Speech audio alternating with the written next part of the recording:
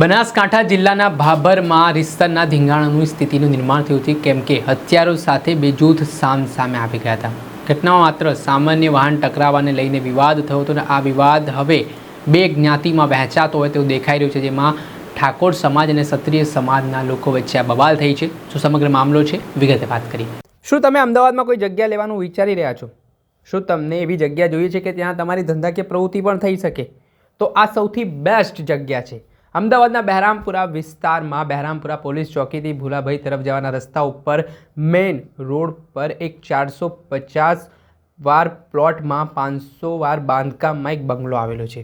જી હા, આ બંગલામાં આપ hospital, mini school, restaurant, service centre, hotel, theatre સહિતની તમામ ધંધાકીય પ્રવૃત્તિ છે તે કરી શકો છો અને આ ખૂબ જ સુવર્ણ તક માનવામાં આવી રહી છે. હવે આ બંગલાની વિશેષતાની વાત કરીએ તો આમાં બંગલામાં 6 બેડરૂમ આવેલા છે, 2 મોટા પહોળા હોલ આવેલા છે, સાથે જ સોલર પેનલ સાથે સજ્જ આ બંગલો છે, જેમાં નીચે આપેલા સંપર્ક નંબર ઉપર તાત્કાલિક ફોન કરીને વધુ વિગતો મેળવો અને વહેલા તે પહેલાંની સિસ્ટમ હોવાથી આજે જ આ તક ઝડપી લો.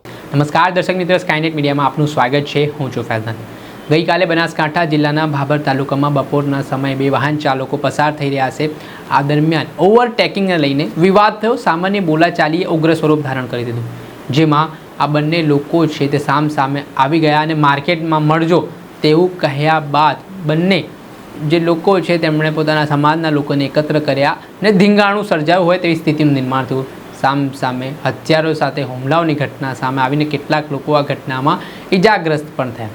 આ ઘટના બન્યા બાદ બનાસકાંઠાના સાંસદ જ્ઞાનીબેન ઠાકોર સાથે જ વાવના ધારાસભ્ય સ્વરૂપજી ઠાકોર એક સાથે જોવા મળ્યા.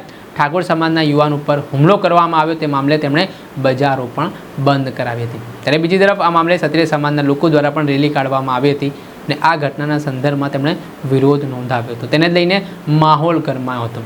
માત્ર સામાન્ય વાહન ઓવરટેકિંગને લઈને જે વિવાદ થયો હતો તે વિવાદ હવે વકરતો દેખાઈ રહ્યો છે અને આ વિવાદ છે તે બે જ્ઞાતિમાં વહેંચાતો પણ દેખાયો છે. આ સમગ્ર મામલાના સંદર્ભમાં ભાભરના પોલીસ સ્ટેશન ખાતે આ મામલો પહોંચ્યો છે, જેમાં 2 જેટલા આરોપીઓની ધરપકડ પણ પોલીસે કરી હોવાની વિગતો સામે આવી રહી છે. જે રીતે જાહેરમાં તલવારો સહિતના પ્રાણઘાતક હથિયારો સાથે હુમલાની ઘટના સામે આવી છે, કેટલાક લોકોને ઈજાઓ પહોંચી છે, તે મામલાના સંદર્ભમાં પોલીસે ગુનો નોંધીને કાયદેસરની કાર્યવાહી હાથ ધરી છે અને હાલ સમગ્ર વિસ્તારમાં જે જ્ઞાતિઓ વચ્ચે વિવાદ વકરી રહ્યો છે તેને શાંત કરાવવાના પ્રયાસો પોલીસ દ્વારા કરવામાં આવી રહ્યા છે. લોકોને પણ ખાસ શાંતિ જાળવવા માટે કહેવાઈ રહ્યું છે. દર્શક મિત્રો, સ્કાયનેટ મીડિયાને આપ લાઇક કરી લો, સબસ્ક્રાઇબ કરી લો અને શેર કરવાનું ભૂલતા નહીં.